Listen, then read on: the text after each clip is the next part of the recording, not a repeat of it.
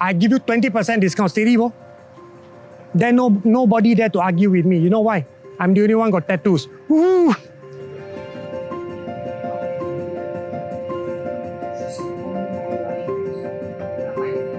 Hi, my name is Bruce Mathieu, and I am 51 this year. I'm currently working in a cafe called The Living Well. We are a social enterprise that hires ex-offenders and the marginalized.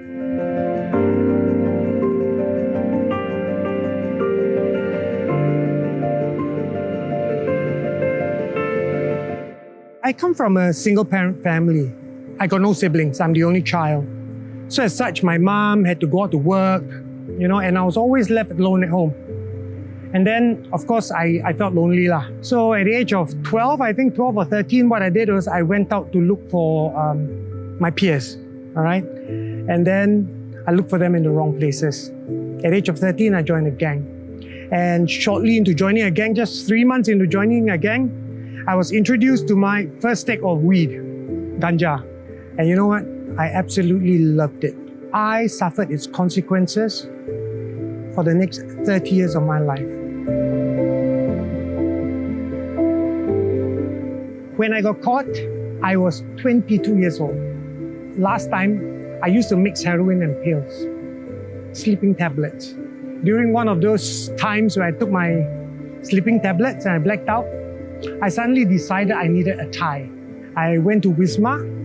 I saw a shop selling the tie. I chose one that I liked and I walked out with it. Not that I needed it, no. When the salesperson saw me walking out, they apprehended me and then called the police.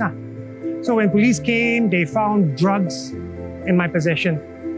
So my first time in prison, I was sentenced to 6 months for theft and possession of drugs.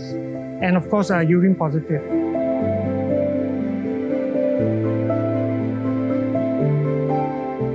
Of course, when I got caught, the day that I was caught, when police arrest me, whatever crimes I did or for drugs, the sense of fear will be in me, all right? Because I know I will not see my mother, I will not see society, I'll be locked up for many years, right? But each time when I go in, I had one problem. I did not plan for my release, number one, and I didn't want to change, I didn't want to turn over a new leaf.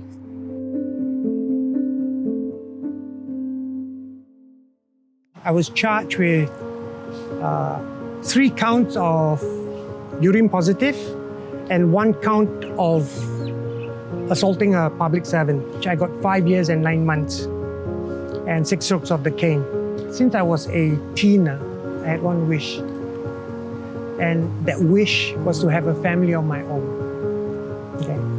And I still remember, I always tell myself, Bruce, when you have a family, okay, you cannot be like your father, okay? Because my father was an absentee father. He wasn't around to take care of the family. He wasn't around to take care of me. I grew up without him. I must be the opposite of him. I must be a responsible person. I must take care of my daughter, okay? So that, of course, really broke my heart, okay? Because I felt that I failed my daughter, and I failed my mom, I failed my wife. I really felt that I got no self-worth, I really felt very useless. About 11 months into my imprisonment, when my wife came to visit, something happened. Okay? Because that day was my daughter's birthday, exact day. She turned 4. Okay? So of course my daughter was very proud right?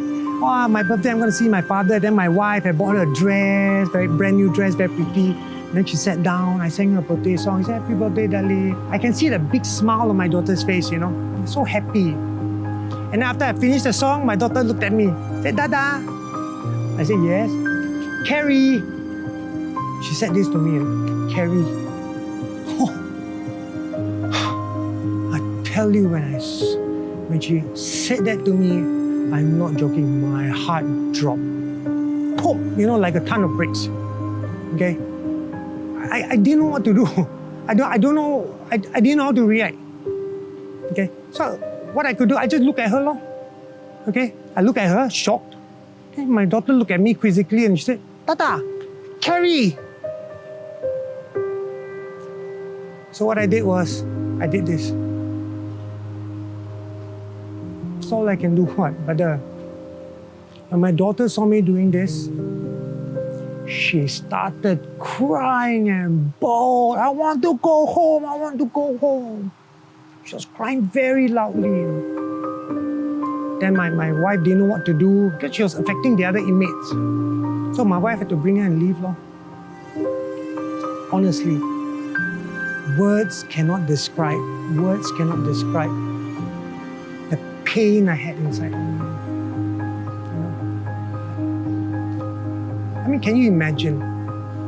All my daughter wanted from me, her father, for her birthday, not a house, not a car, not a brand new toy.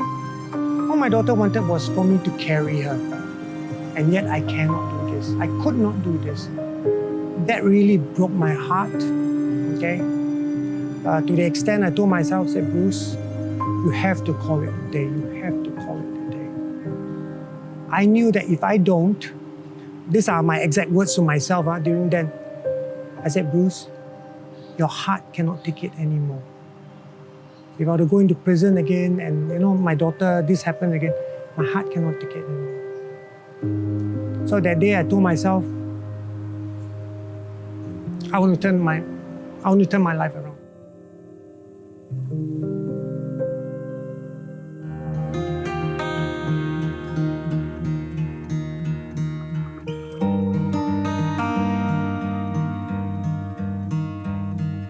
So what you have to understand is this. Although my daughter was my motivation to change, okay, what I lacked was the strength to change. After a few days of thinking, I discovered where I can get my strength. My source of strength, my faith. That time, when I was young, I went to church, then I backslided, I didn't go to church. But what I've learned in Sunday school, all right, was in my heart. So one day in my cell, I just told God, God, I don't have strength to change. I need you, okay? I want to rededicate my life to you. All right, you help me. So my daughter, my motivation, my faith in my God, my strength.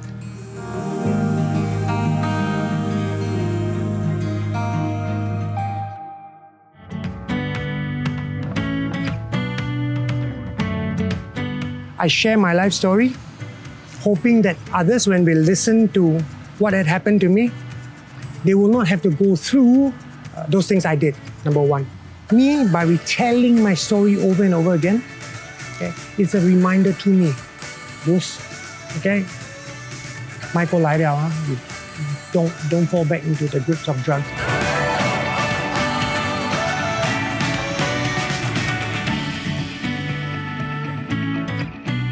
Okay, I tell you, you guys come to the Living Well, you come and you look for me, you say, Bruce, I've seen you in this interview. I give you 20% discount, steady, bro. There's nobody there to argue with me. You know why? I'm the only one got tattoos. Woo!